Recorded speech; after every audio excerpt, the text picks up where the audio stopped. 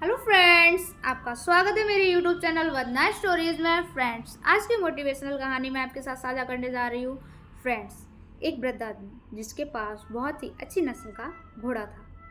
वह जिस राज्य में रहा करता था, उस राज्य के राजा ने वह घोड़ा उससे मांगा। उसकी कीमत लगाई, पर वह वृद्ध आदमी उस घोड़े को देने के लिए इनकार कर चुका था। कई और भी ऑफर आए उसके पास उस घोड़े को खरीदने के, पर उसने हमेशा मना कर दिया। राजा ने कई बार कोशिश की उससे उस घोड़े की खरीदने की, पर उसने साफ मना कर दिया। उसने कहा कि यह घोड़ा नहीं, यह मेरे घर का सदस्य है, मैं इसे कैसे बेच सकता हूँ, मैं इसे अपने आप से अलग नहीं करूँगा।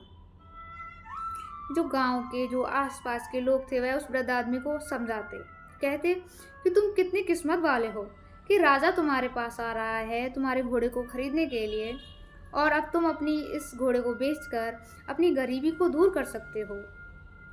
क्यों राजा से दुश्मनी ले रहे हो?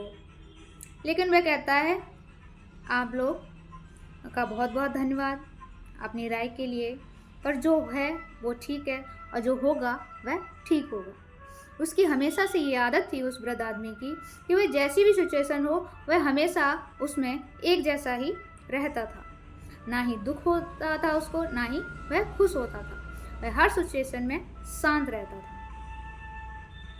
एक दिन उसका घोड़ा उसके घर से गायब हो गया। जब वह देखता है कि घोड़ा नहीं है, तो जो गांव के लोग होते हैं वह आते हैं, वो कहते हैं उससे कि हमें तो पहले से ही पता था कि आपका घोड़ा चोरी हो जाएगा।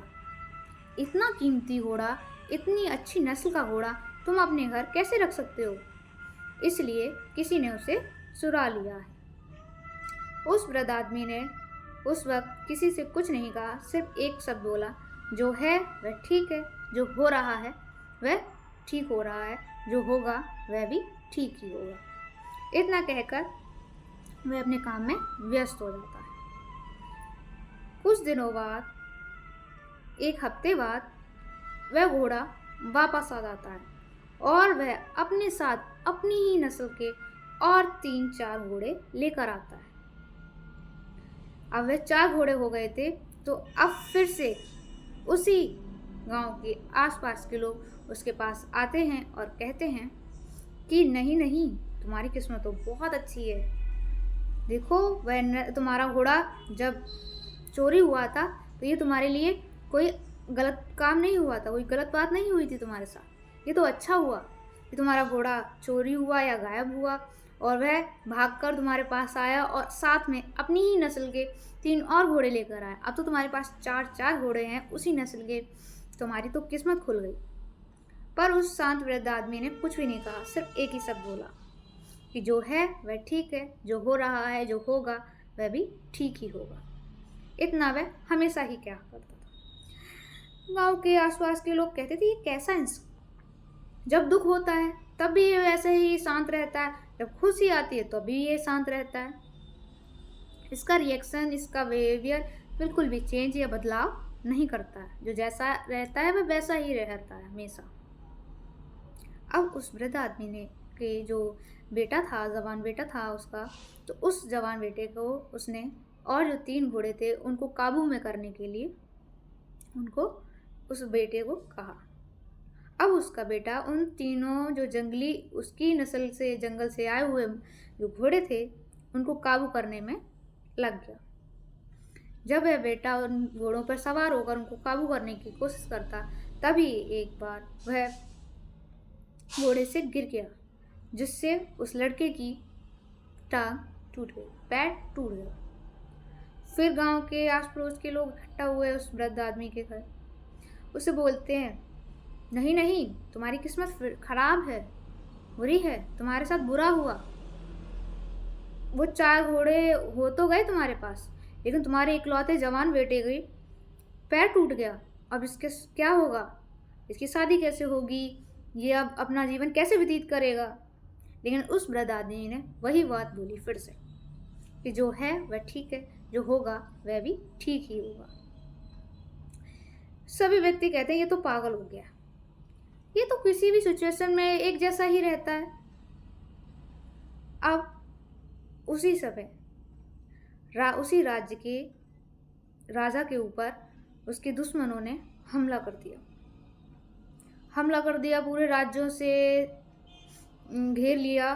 तो राजा ने ऐलान किया कि हमारे पास सेना कम पड़ रही है, इसलिए राज्य के जो भी जवान लड़के व्यक्ति हैं उनको सेना में एकत्रित किया जाए, बुलाया जाए। जो नहीं जाना चाहता था उसको भी जबरदस्ती राजा ने बुलवाया। लेकिन उस वृद्ध आदमी का बेटा बच गया क्योंकि उसका पैर टूटा हुआ था, इसलिए वह युद्ध में नहीं लड़ सका, युद्ध में नहीं गया। उसको राजा ने लाने से मना कर दिया। अब फिर से उसी गांव के सभी व्यक्ति उस शांत आदमी, बूढ़े आदमी के पास एकत्रित हुए, इकट्ठे हुए और बोलते हैं, तुम्हारी किस्मत तो बहुत अच्छी है, तुम्हारा बेटा, जवान बेटा बच गया। हमारा बेटे तो युद्ध में गए हैं, हमें तो पता भी नहीं उनका क्या होगा, वे जीवित लौटेंगे कि नहीं लौटेंगे।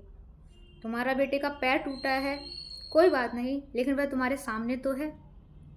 अब हमें तो कोई उम्मीद भी नहीं है कि हमारे बेटे लौटेंगे युद्ध से। तुम्हारे साथ अच्छा हुआ।